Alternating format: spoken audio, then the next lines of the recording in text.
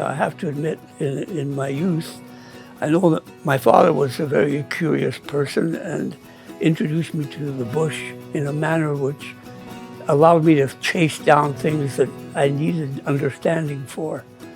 And it seemed to me that exploration was a good fit for that approach to an activity that might earn me a living, I suppose, of the people that I'd encountered.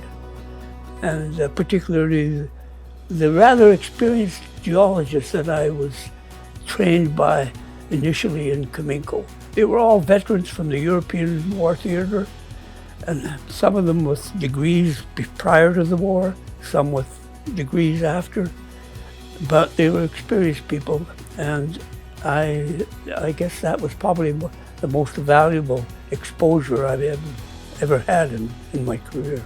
And I became very comfortable with walking into a situation that needed some kind of problem solving that had to do with the rocks and the way they were laid out. And so it was a comfortable thing for me to do. Well, I think it's exciting to find something that is intriguing enough that you can see an economic end to the thing if you can get over the problems that are in the way. And I think basically it's that search for the answers that you need in order to create a picture that can be pursued in a logical fashion. Well, Canada needs this industry. Canada is, in large extent, has been built by mining.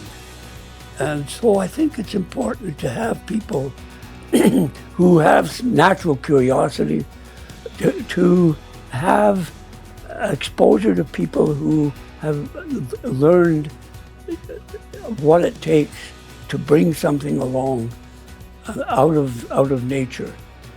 And I think that mentoring must include an appreciation for the entirety of nature, not simply the mining of the asset, but the mining of the asset in a fashion that recognizes the sensibilities of mankind in general. And I hope we're moving in a direction that addresses that aspect of mining in a better way. And instilling that in the younger people, it requires some mentoring, I think.